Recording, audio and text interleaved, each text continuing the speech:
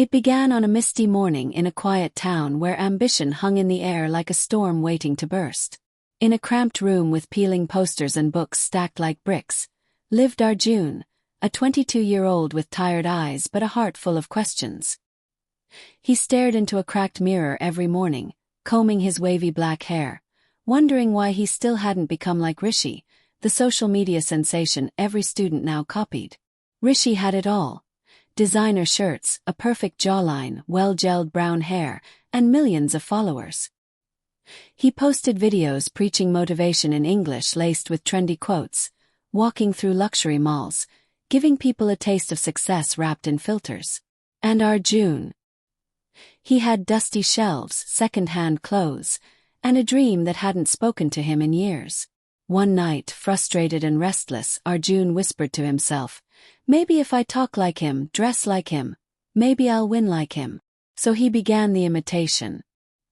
He recorded reels with borrowed jackets, rehearsed Rishi's lines, even forced his expressions. But every video felt hollow, like a stolen voice echoing in a cave. People laughed. "Nice try, dollar store Rishi," someone commented. The insult stung more than he'd admit. But that comment, those exact words, became the spark. That night, while pacing alone on his rooftop under a sky full of judgmental stars, Arjun had a realization. What if I stop echoing others and start listening to my own silence? He remembered something his mother once told him before she passed away. Trees don't grow tall by copying each other's shade. From that moment everything changed. Arjun stopped imitating. Instead, he began sharing his story. The failures, the rejections, the raw, unfiltered truth of what it meant to be nobody in a world obsessed with being someone. He shared the pain of being overlooked, the anger of being mocked, and the strength it took to still show up. And slowly, a different kind of audience began to gather, not for the glamour but for the truth, for the courage it took to stand bare in a world of borrowed masks.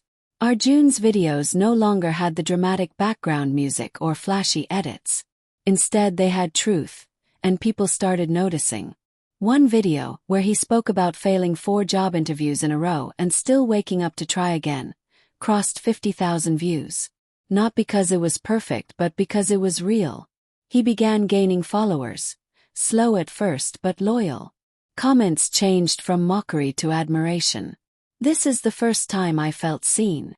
Your pain is exactly what I'm going through." By the raw, trembling voice that once feared rejection now became the echo for thousands who never had the courage to speak. Arjun wasn't trying to be Rishi anymore. He wasn't trying to be anyone. He was just being Arjun, and that was finally enough. But the test wasn't over. One day, he received an invite to speak at a youth conference, the same one where Rishi was the guest of honor. Arjun froze. Will they laugh again? Compare me? Still he went. The hall was grand. Rishi arrived in a luxury car.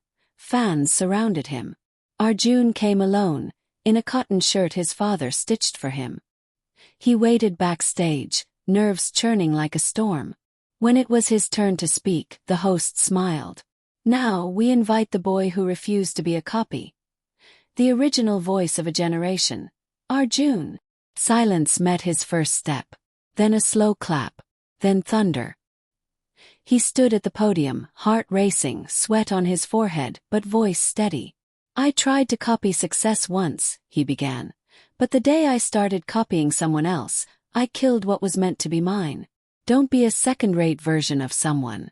Be a first-class version of yourself." The crowd didn't blink. Even Rishi in the front row nodded, perhaps recognizing something he'd lost along the way. That speech went viral not because it was polished but because it was pure. Later that night, Arjun walked alone under the same sky. No cameras, no filters. Just peace. A silent victory, earned not by following footsteps, but by creating his own path.